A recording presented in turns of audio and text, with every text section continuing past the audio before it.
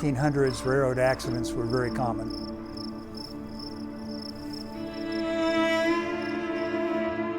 There were 98 people known killed.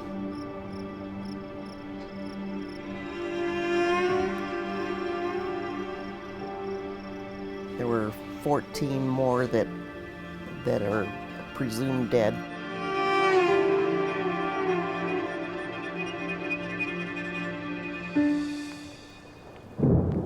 I was surprised this tragedy had happened to somebody in our family. A couple miles north of Pueblo, endless traffic thrums past a dusty arroyo, past the scene of one of the deadliest disasters in Colorado's 150 years, a place where today only graffiti marks the spot.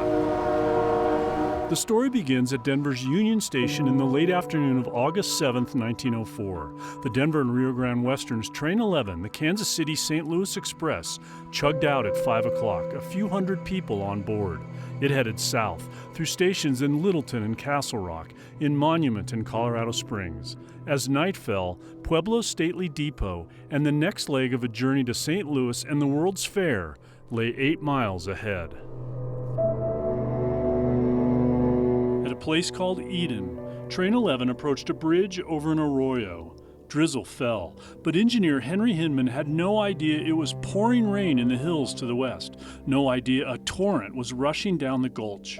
Just as the engine started across the bridge, a wall of water tore and splintered its timber pilings, plunging the locomotive, baggage car, coach, and chair car into the roiling waters, tumbling them downstream. In a matter of moments, as many as 130 people were dead or dying. This accident was an accident of nature. Larry Green is a railroad historian. This accident could have been a lot worse if it hadn't been for the fact that the train was equipped with automatic air brakes. The aftermath was heartrending. Cousins, mothers and daughters, a couple planning their wedding. So many lives, so much heartache. Tony Fisher survived the wreck, swimming to safety. He had gone through barbed wire, and so he was kind of torn up with that. Weeks later, Tony Fisher died of tetanus, a story particularly poignant to Judy McGinnis at the Pueblo County Historical Society. The railroad didn't count him as a fatality because he didn't die in the accident. There's so many sad stories. Among the saddest was the magnitude of tragedy visited upon the family living in a Victorian cottage in North Denver, the home of Edward and Catherine Gartland and their 5 children. Catherine and 4 of those kids boarded Train 11, heading to the World's Fair and then, according to news accounts, to Vermont. Edward and their oldest son, Frank, 14, stayed behind, planning to join them the following week. One minute you're saying goodbye to people at the train station. Pat Gartland is one of Frank Gartland's grandchildren. At least the next morning, wake up and be greeted with that news that your whole family is gone. As a boy, he knew his grandfather as a quiet man who loved baseball, especially his Yankees, and once welcomed Lou Gehrig and Babe Ruth as they barnstormed their way through Denver. He played Santa Claus, put on a fake beard, and he'd be Santa Claus at Christmas time. I remember that. They never talked about the accident. Pat Gartland didn't even learn of it until after his grandfather's death. It just kind of had to be a shattering experience. Just an amazing thing.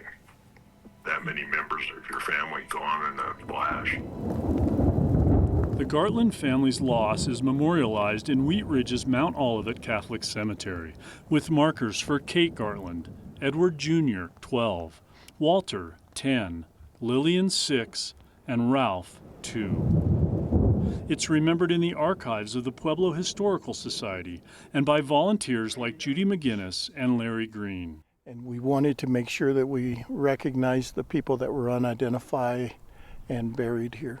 And it's marked in Pueblo's Roselawn Cemetery, where it's believed some unidentified victims are buried in unmarked graves. But at the spot where it happened, there is nothing but sandy soil and scrub brush, and the endless drone of interstate traffic. All these years later, no one is sure how many people died. By some estimates, as many as 40 passengers may have perished and been washed downstream, never to be found. One victim who was never recovered was 10-year-old Walter Gartland. His grave is marked but empty. Reporting in the studio, Kevin Vaughn, 9 News.